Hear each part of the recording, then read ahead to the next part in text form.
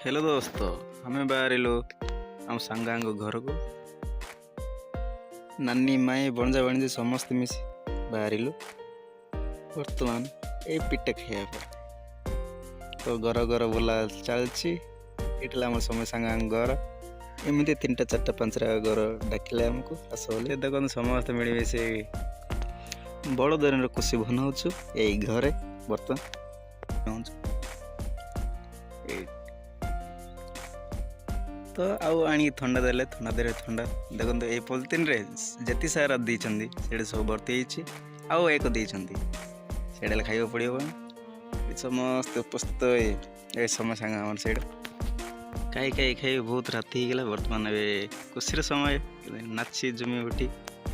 तो बहुत सारा एंजॉय करलो वीडियो जदि आपन भल लागला ताले लाइक करी कमेंट करी चैनल सब्सक्राइब कर दियंतु।